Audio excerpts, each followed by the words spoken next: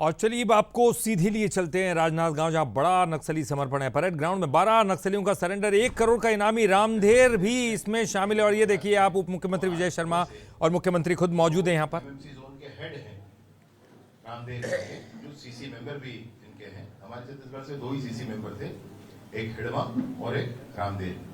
तो रामधेर ने भी आज पुनर्वास सुबह कर लिया है अपने सारे साथियों के साथ। हथियार भी लेकर आए हैं, साथियों के साथ पूरे मनोभाव के साथ पुनर्वास कर लिया है। इस तरीके से एमएमसी जोन है, मध्य प्रदेश महाराष्ट्र छत्तीसगढ़ का जो जोन है वो लगभग अब क्लीन हुआ है, साफ हो गया है, खाली हो गया है। इस पुनर्वास का स्वागत करते हैं और हम सबके बीच में हमारे मुखिया माननीय विष्णुदेव साय जी, हमारे मुख्यमंत्री महोदय विराजमान हैं।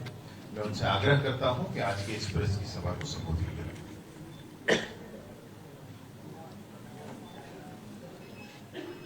आज राजनांदगांव के इस प्रेस वार्ता में उपस्थित सभी हमारे प्रिंट मीडिया और इलेक्ट्रॉनिक्स मीडिया के साथीगण और हमारे प्रदेश के ऊर्जावान डिप्टी सीएम और गृह मंत्री, जिनका हमारे प्रदेश से नक्सलवाद के उन्मूलन में विशेष भूमिका है, ऐसे आदरणीय श्री विजय शर्मा जी, हमारे यहाँ के महापौर श्री मधुसूदन यादव जी, हमारे सभी वरिष्ठ जन, हमारे प्रदेश के डीजीपी श्री अरुणदेव गौतम,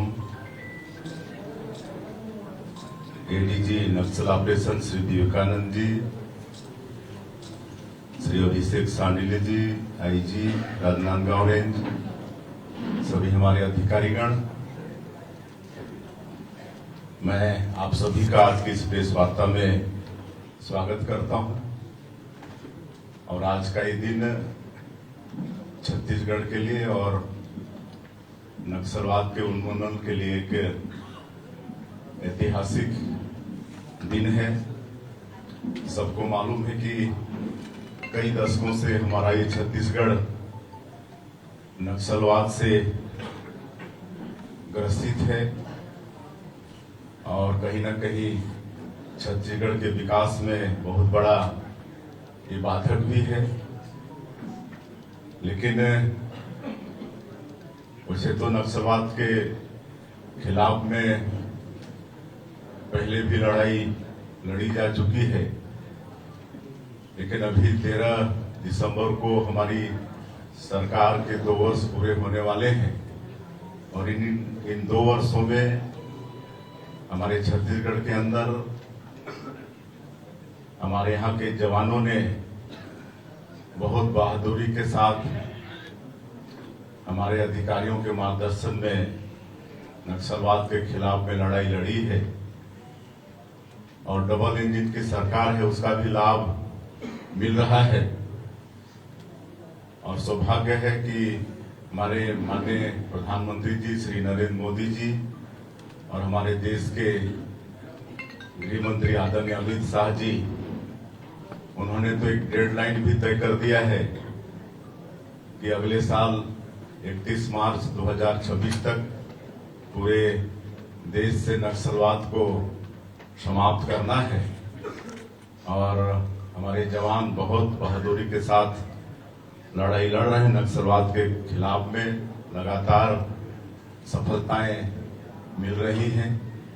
और हम समझते हैं कि एक तरह से नक्सलवाद समाप्ति की ओर है, नक्सलवाद की कमर टूट गई है, अंतिम सांसें ले रहा है। और आज का ये दिन बड़ा ऐतिहासिक दिन है कि आज हमारे प्रदेश के डीजीपी श्री अरुणदेव गौतम, एडीजी नक्सल ऑपरेशन विवेकानंद जी, अभिषेक सांडिल आईजी और आईटीबीपी के अनवर इलाही के समक्ष जो एमसीसी जोन का सीसी मेंबर रामधेर अपने साथियों के साथ आज पुनर्वास कर रहा है। हिंसा और गोलीबारी की भाषा को छोड़ के विकास की मुखधारा से जुड़ रहे हैं और ये जानकारी देने के लिए आज हम लोग यहाँ पर आए हैं। रामदेर 1,05,00,000 का इनामी है। उसी तरह से उसके साथ चंदू उर्फ नरेश, अनीता उर्फ ललिता, प्रेम उर्फ उमराव, जानकी उर्फ प्रेमा, राम सिंह उर्फ संपत, सुकेश उर्फ रंगा, शीला उर्फ बैसंती, लक्ष्मी उर्फ मनीता, योगिता उर्फ लच्छी, सागर उर्फ रेनू, कविता उर्फ मासे। और भी इनके नाम है लेकिन मैं एक एक बता रहा हूं। तो ये सबने आत्मसमर्पण किया है और हमारे प्रदेश की पुनर्वास नीति बहुत अच्छी है।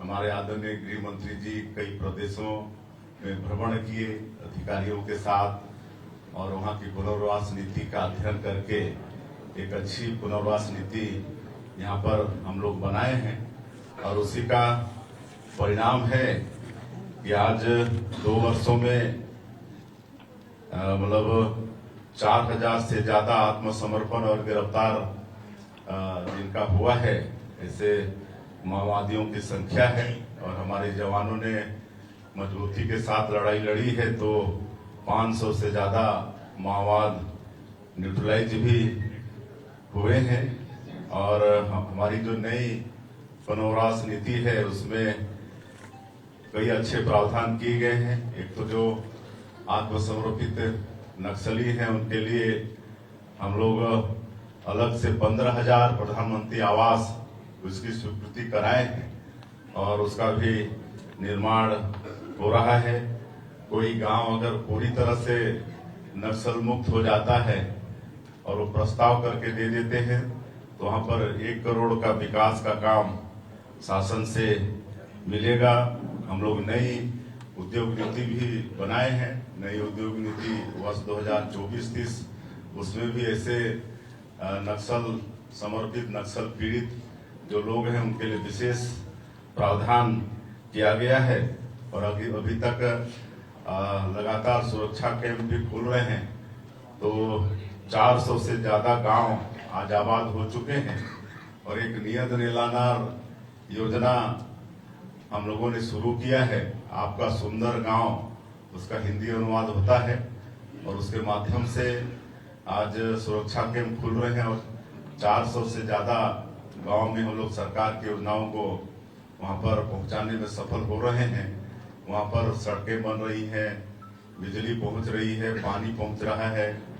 वहां पर पहले गोलीबारी की आवाज आती थी, अब स्कूल की घंटियां बज रही हैं, अस्पताल भी खुल रहे हैं।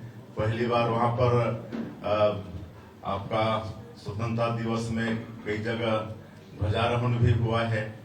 पिछले चुनाव में भी निर्भीक होकर लोग भाग लिए हैं और दूरसंचार के साधन वहां पर खड़ा कर रहे हैं। राशन कार्ड वहां बनते नहीं थे तो राशन पहुंचने का तो सवाल नहीं था, तो राशन भी पहुंचा पाने में हम सब लोग सफल हो रहे हैं। और अगर कोई आत्मसमर्पण करता है तो उनको 3 साल तक 10,000 रुपये आर्थिक सहयोग करते हैं, उनका स्किलिंग कराते हैं, रोजगार से जोड़ने का काम हम लोग कर रहे हैं। सुशासन तिहार के अंदर हम खुद भी गए, हमारे गृह मंत्री जी भी गए स्किलिंग सेंटर में जहां पर उनका स्किलिंग हो रहा है। और अभी तो जगदलपुर के अंदर में एक पंडुम कैफे भी खोले हैं। जो पीड़ित हैं, जो आत्मसमर्पित हैं, दोनों मिलकर एक पंडुम कैफे जिसका शुभारंभ करने का सौभाग्य हमको मिला। तो इस तरह से आज गोलीबारी की भाषा छोड़कर विकास की मुखधारा से जुड़ रहे हैं और मुझे पूरा विश्वास है कि हमारे माननीय प्रधानमंत्री जी और गृह मंत्री जी का संकल्प पूरा होगा। और जो बस्तर क्षेत्र विकास की दृष्टि से बहुत पीछे था, वहां भी हम लोग विकास की गंगा वैसे तो बहाना शुरू कर दी है, लेकिन और वहां पर बहाएंगे क्योंकि वो एग्रीकल्चर का सेक्टर है। वहाँ पर हम लोग खेती बाड़ी को भी आगे बढ़ा रहे हैं, सिंचाई के साधन वहाँ पर उपलब्ध कराएंगे और सैकड़ों तरह के फॉरेस्ट प्रोड्यूस भी है। तो फॉरेस्ट प्रोड्यूस का मतलब प्रोडक्ट का वैल्यू एडिशन भी करके लोगों को छोटा छोटा उद्योग धंधा से जोड़ने का काम वो भी हम लोग शुरू किए हैं। पशुपालन पर भी उस क्षेत्र में जोर दे रहे हैं और पूरे बस्तर और सरगुजा संभाग में पर्यटन की भी अपार संभावनाएं हैं। तो पर्यटन को भी हम लोग उद्योग का दर्जा दिए हैं। तो बस्तर के क्षेत्रों में अनेकों वाटरफॉल हैं, कुटुमसर का गुफा है, अबूझमाड़ का जंगल है और एक सौभाग्य का विषय है कि जो अंतर्राष्ट्रीय पर्यटन संस्थान है वो 60 देशों में 20 बेस्ट विलेज का चयन किया है। उसमें एक गांव हमारा मतलब थुड़मा रास है। ये हमारे छत्तीसगढ़ के लिए सौभाग्य का विषय है और होम स्टे भी काफी फल फूल रहा है। तो होम स्टे को भी हम लोग उद्योग में शामिल किए हैं। तो इस तरह से आगे चल के छत्तीसगढ़ के बस्तर क्षेत्र में भी बहुत विकास होने वाला है। तो आज का ये दिन छत्तीसगढ़ के लिए और विशेषकर नक्सलवाद उन्मूलन की दृष्टि से बहुत ऐतिहासिक दिन था। इसलिए हम सब लोग सोचे और गृह मंत्री जी के साथ यहाँ हम लोगों के बीच में हैं। मैं एक बार फिर सभी इलेक्ट्रॉनिक्स मीडिया और प्रिंट मीडिया के बंधुओं का धन्यवाद करता हूँ। सर, मेरा एक सवाल है। जिस तरीके से आत्मसमर्पण पर देखने को मिला कि नक्सलियों ने हथियार छोड़कर संविधान की किताब को थामा, तो क्या आप हथियारों पर भरोसा हटाकर संविधान पर, राज्य सरकार की पुनर्वास नीति पर भरोसा जता करके नक्सली अब आत्मसमर्पण कर रहे हैं और देश भर में एक बड़ा संदेश भी दे रहे हैं?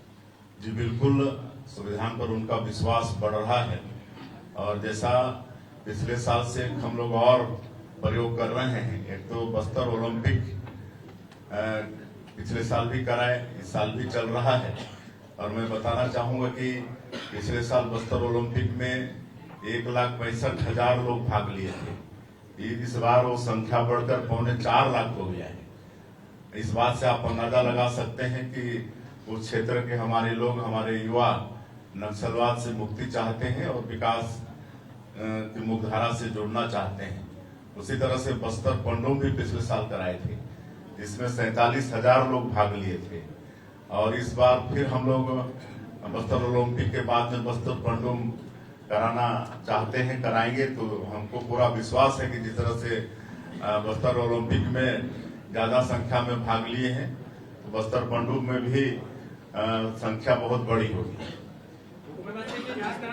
पुनर्वास से पुनर्जीवन का ये आखिरी दौर चल रहा है, तो ये आखिरी दौर, उसके पश्चात ऐसा कोई बड़ा कार्यक्रम कराएंगे जिसमें पूरे देश के अलावा विश्व में भी ये सूचना जाए कि यहाँ पे नक्सल समाप्त हो गया है? हाँ, तो बड़ा सौभाग्य का विषय होगा। कहें कि जब हम लोग सरकार में आए तो जब हमारे देश के गृह मंत्री जी यहाँ पर आए, समीक्षा बैठक लिए, तो पता चला देश का ज्यादा नक्सलवाद का सवाल यहीं पर बचा था छत्तीसगढ़ के अंदर में। हम कह सकते हैं कि देश का 70% से ज्यादा नक्सलवाद हमारे छत्तीसगढ़ में बचा था। और अगर हम लोग 2 साल तो अब मुख्यमंत्री को सुन रहे थे, अब तक का ये सबसे बड़ा आत्मसमर्पण इसे कहा जा सकता है, क्योंकि 2 बड़े कैडर जो है, हिडमा जिसको मार दिया गया है और दूसरा रामेधर, जी हाँ, ये भी 1 करोड़ का इनामी नक्सली था जिसने आत्मसमर्पण किया है। तो निश्चित तौर पर अब नक्सलवाद के अंत की तरफ बढ़ते हुए कदम साफ तौर पर दिखाई दे रहे हैं और जो सरकार की नीतियां हैं साफ तौर पर, जिससे हिंसा का मार्ग छोड़कर अब धीरे धीरे मुख्य धारा में नक्सली शामिल हो रहे हैं। बहरहाल